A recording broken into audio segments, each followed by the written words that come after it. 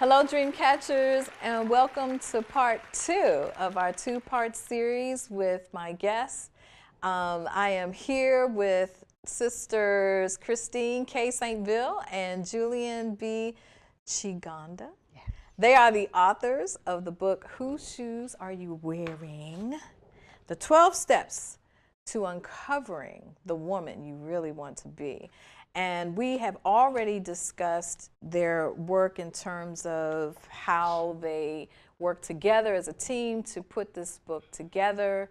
And they're going to share with us more insights on the business of self-publishing and how they maneuvered that, as well as some other insights on blogging and more projects that they're working on and things in the works. So welcome back.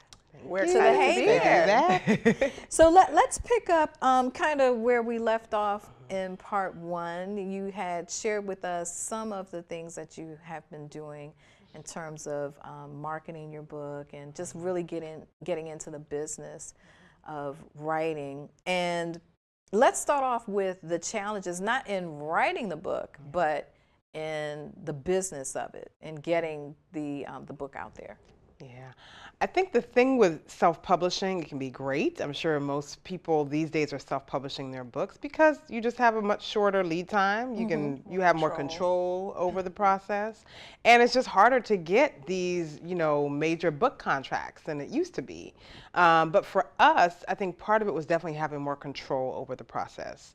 We're very clear about the voice that we wanted to have in the book. We're very clear about the purpose of the book. We're even clear about the branding. I think that the thing that we wanted to make sure came through was our African heritage. And so part of what we also wanted was to make sure that this wasn't just a book. We really were very clear that we wanted to create a movement. And I think that's where the business part comes in, because even before we started writing, or during the process of writing, I think, we were brainstorming, okay, great, so we do the book, and then what?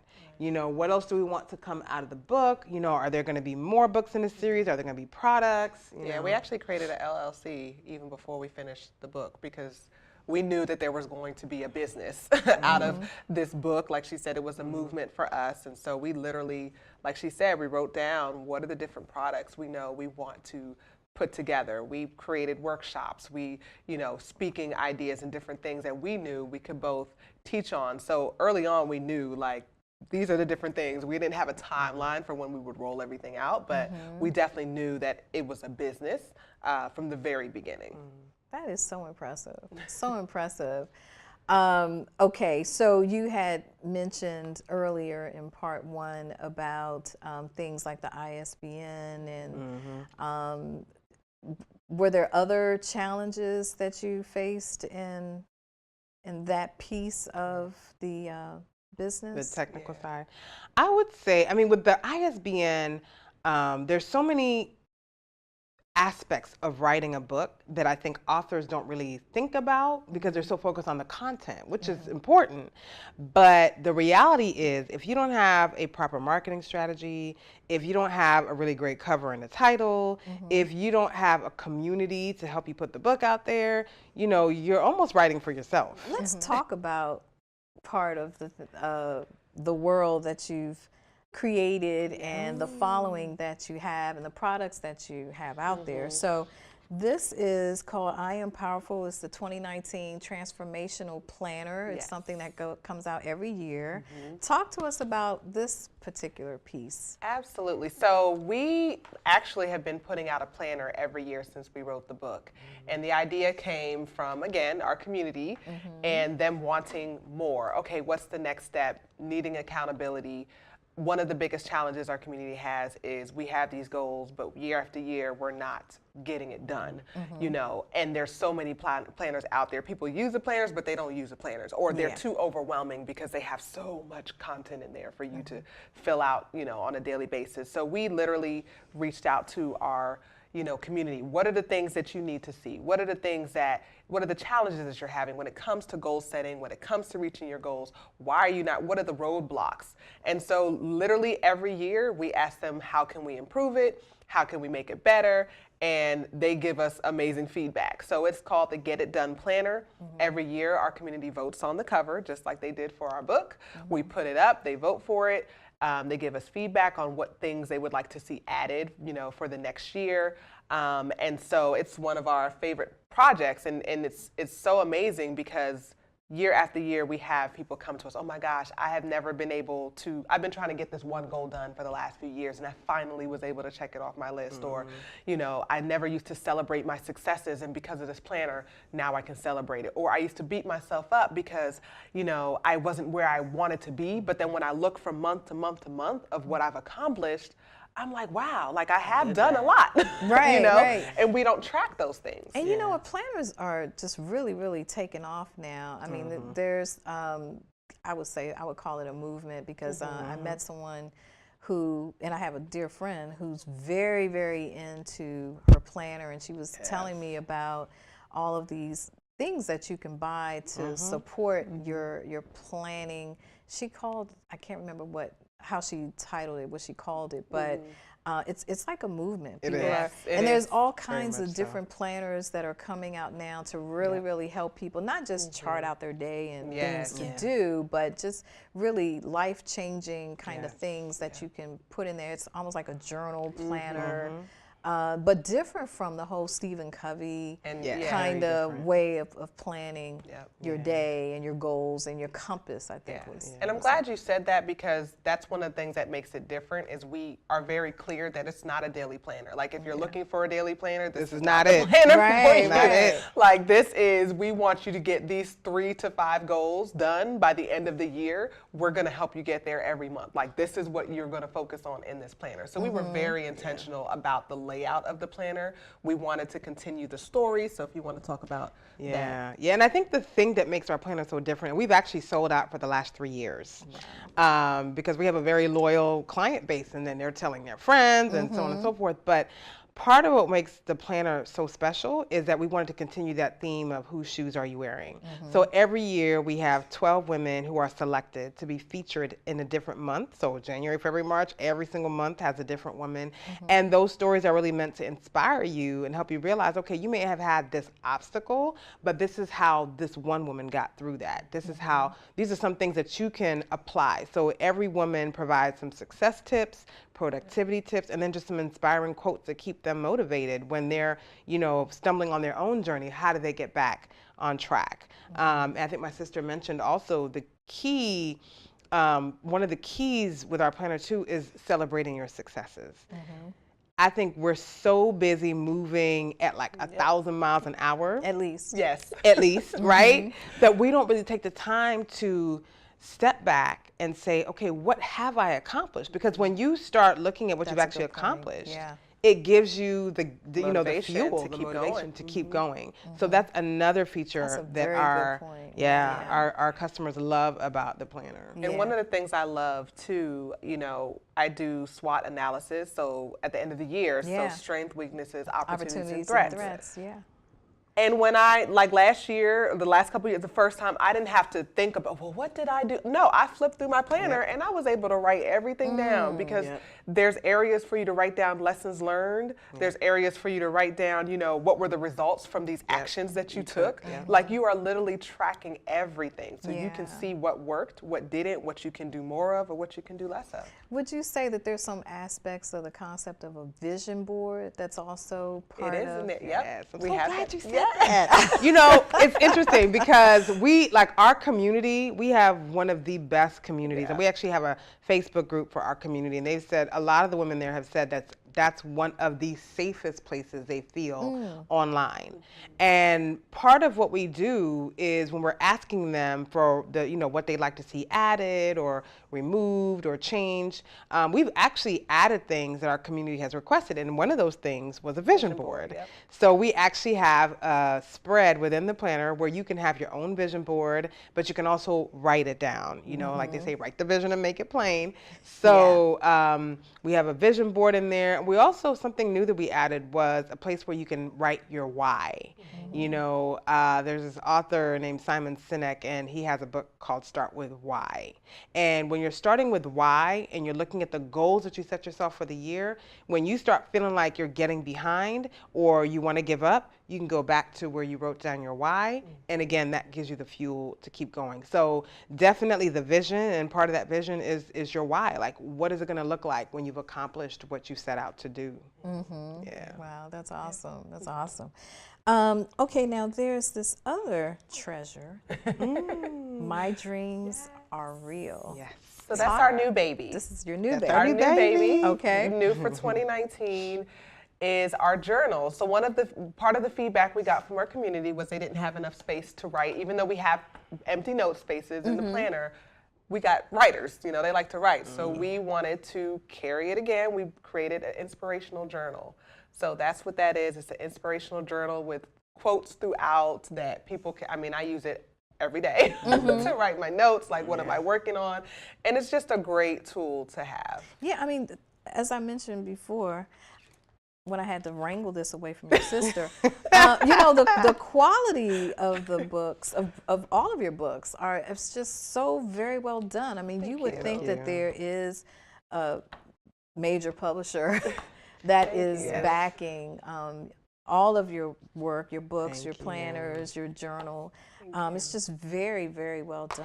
And can I just speak to that? I think Please that's do. so key. I think what we have to remember for those of us who do self-publish, which is more and more people because it's gotten easier to self-publish, is that just because you're self-publishing, it doesn't mean that you have to look like you self-published. Yeah. So for us, actually, when we did our book launch, which was sold out, standing room only, over 100 people, and then literally the next day we were on Fox 5 News for our first interview. Awesome. And we were told by our publicist at the time that they don't do self-published authors, but they couldn't tell that our book was self-published. So I think that is so key for people to remember. Do not, after you invested all that time and effort, do not skimp on the actual look and feel and branding of it, because that the people do judge a book by its cover. Yeah, and it can make the difference between whether or not your book will be picked off the shelf or not. That's it. It's for someone to even read the back to see what your book is about. And to your point, it also has allowed us to get Fortune 500, you know, contracts to collaborate on the planner. That we did actually last year. We had our first corporate clients, and they bought 500 planners from us that we, you know, branded for them. But again, if we had something that didn't look like the quality that they're used to, we wouldn't have had that opportunity. So we, you know, we definitely make sure that it doesn't look like we're doing it ourselves. We do the research and we make sure that, hey, if the printer's not doing something right, you know, we do a lot of quality control. A lot of quality control. So incredible, so inspiring. Okay, now I think that I remember when we were in the green room, there was some discussion about the collaboration of your businesses and how that filters into your business of publishing and writing. Let's talk a little bit about that. Yeah, so I think one of the maybe somewhat unfair advantages we have, maybe, depending on how you look at it, is the fact that my background is in design and hers is in social media. So being able to leverage those things, because that's what I do in my full-time business, is I do design and branding for, you know, businesses, organizations. Being able to really leverage that skill set and understanding what it means to be able to tell your story, both in words and images, it makes all the difference. And then also just having that strategic, I think we both have that strategic perspective in terms of, okay, well, if we're going to put out this product, who is the target audience? What is, so for instance, when we first did the planner, we had to look at what are the 3 things that these women in our community struggle with the most. So one of them was time management. Another one was productivity, and the other one was being overwhelmed. And you know that because? Because we did a survey. Okay. We actually did the research. Okay. You know, you call that market research, right? And that's key. You know, whenever you're putting something out, you want to be clear that there's a market for that product, and then that you're speaking to those pain points. So for us, we really looked at the strategy behind it, and we looked at the opportunity. Like, is this just going to be a one-time thing, or is it something that we can grow? So with our planner, I think the first year we did it, we sold maybe 25, 30 planners. And now we're up to this year, I think we did about 500 or 600.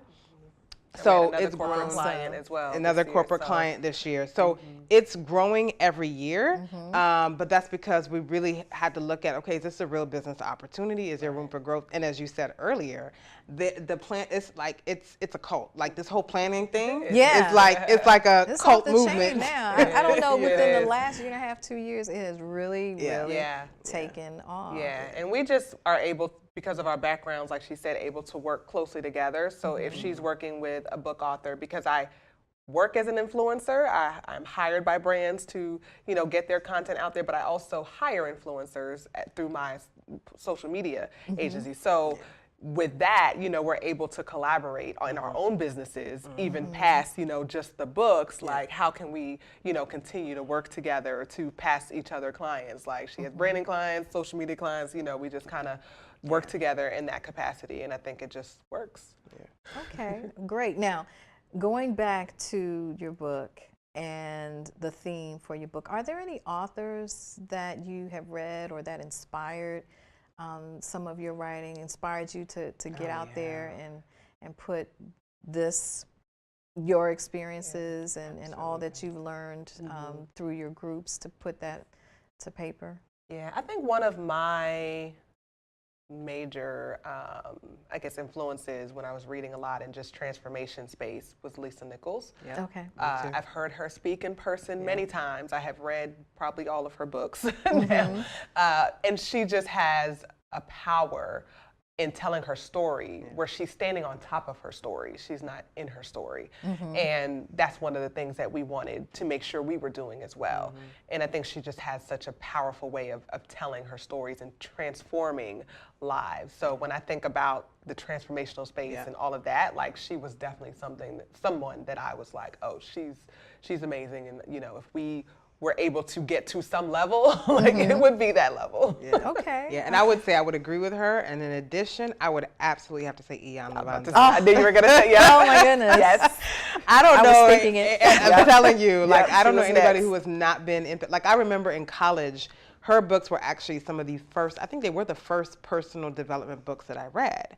And the one that stayed with me the most was Yesterday I Cried. Okay. Oh, it was just powerful. But I've, like she said, I've probably read almost all of her books, including I was her going to say Acts of Faith. Acts of Faith, too. yep. Just really Acts of Faith, and she some has of the her- things yep.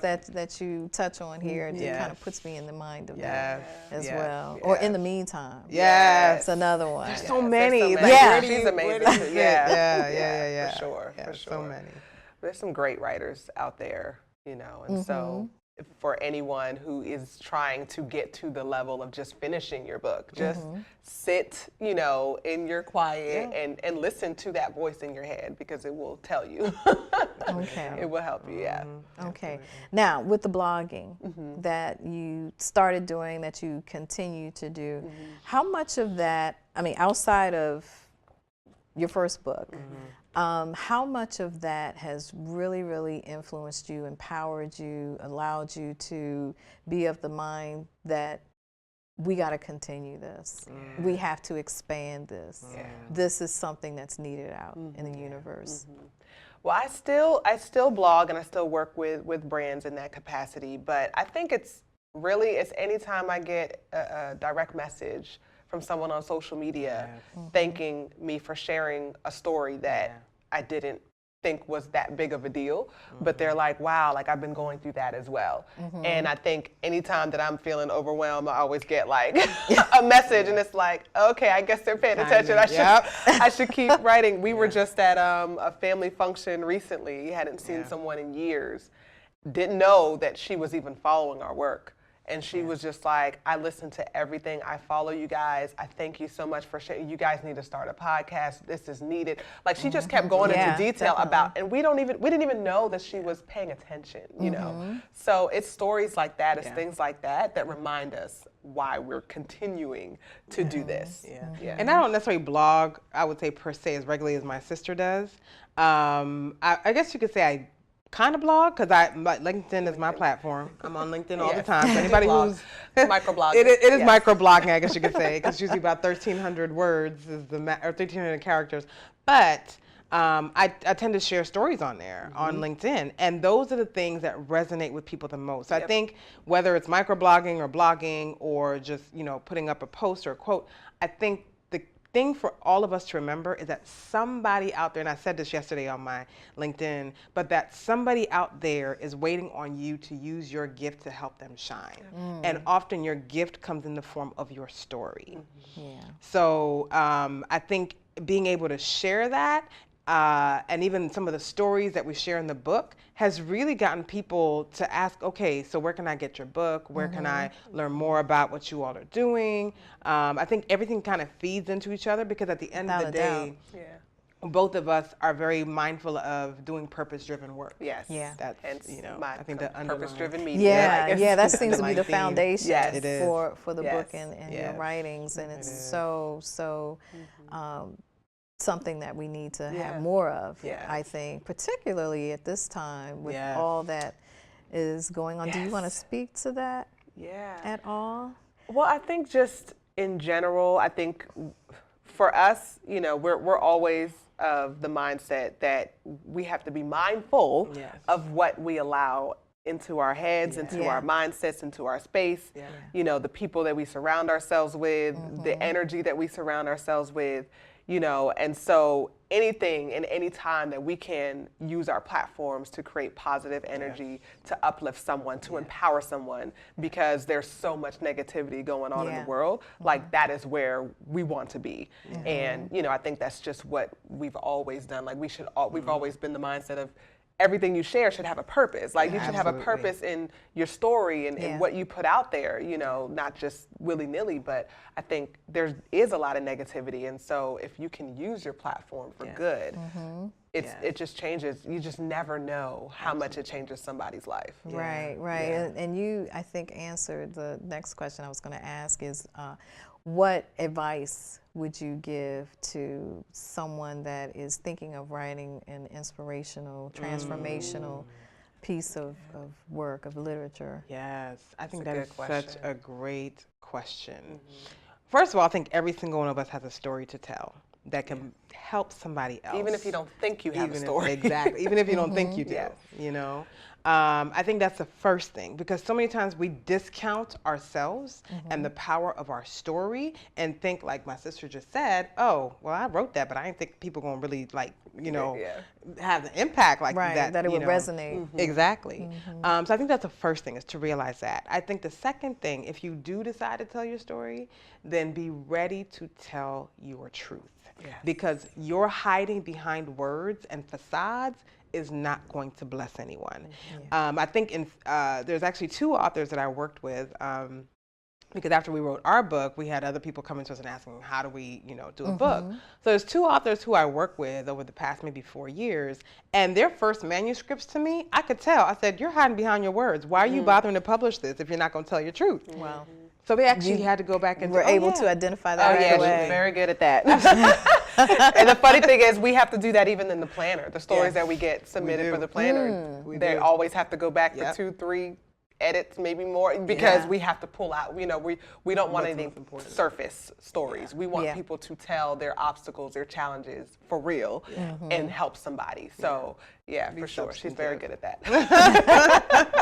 But I think that's the thing, is like, be willing to tell your truth, or just don't tell it at all, because I think you're wasting resources.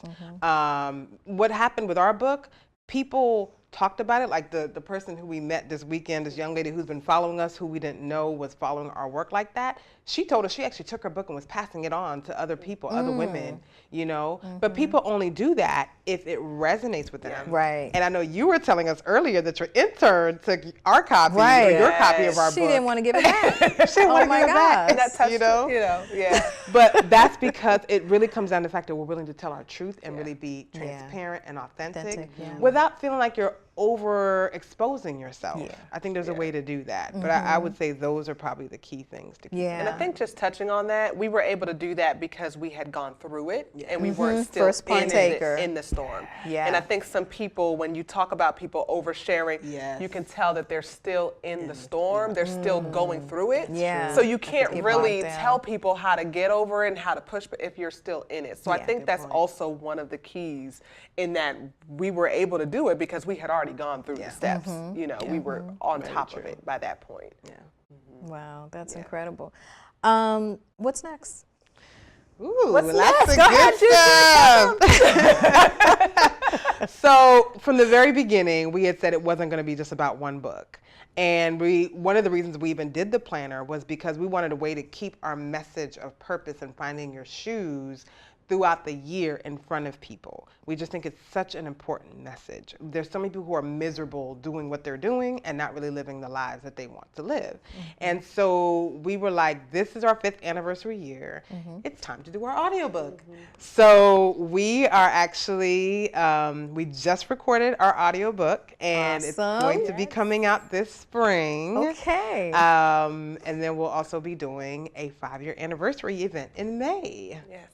I hope I get an invitation. Oh, you are on, yes. You've been on the list. You don't have a choice. You don't have a choice. Once we meet people, you are stuck with us. Awesome. That's a good place to be, I think. Good place to be. But now, where can people find you? So we are everywhere on social media at Whose Shoes Book, WHSOSE. Whose Shoes Book. And so we're everywhere on social media. That's the quickest way to find us. Instagram, Twitter, Facebook, LinkedIn. Well, thank you very much for joining us and being here for our 2-part series and sharing all of the phenomenal information that you've given our dream catchers to glean on in terms of self-publishing, in terms of co-authoring work, and just writing nonfiction work that's transformational, that hits so many audiences, and just all the information that you gave us on that. Thank you very much. And Dreamcatchers, thanks for joining us in the Haven. Remember to connect with me socially on Facebook, Twitter, Tumblr, and Instagram at author V. Helena. And you can stream us on YouTube, iTunes, Spotify, iHeartRadio, Sonos, SoundCloud, Alexa, and Spreaker at Writers Haven Show with V. Helena. I look forward to connecting with you, and until next time, catch fire on purpose.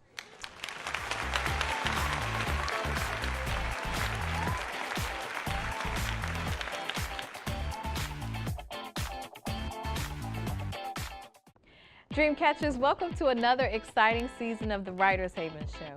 I'm V. Helena, your host and executive producer. The Writers Haven Show was created to showcase the passion, process, and projects of writers of literature, television, and film. In our 3rd season, we've expanded our programming to include songwriters. We hope to inspire and motivate you with this season's lineup of artists. Stream our shows on iHeartRadio, Spreaker, iTunes, Sonos, SoundCloud, Spotify, Alexa, and YouTube. We drop new episodes every week, so subscribe and never miss a show. Find me on Facebook, Instagram, Twitter, and Tumblr at author V. Helena, and visit our website at www.writershavenshow.com. See you in the Haven, and until next time, catch fire on purpose. Look at you. You're at the top of your game. You're unstoppable. Nothing can throw you off track. Wait, is that your car? Uh-oh. Yeah, I saw that coming. That will throw you off track. You're looking at around 10 grand in fines, legal fees, and increased insurance rates. Let's try this again. Smart move. Because buzz driving is drunk driving.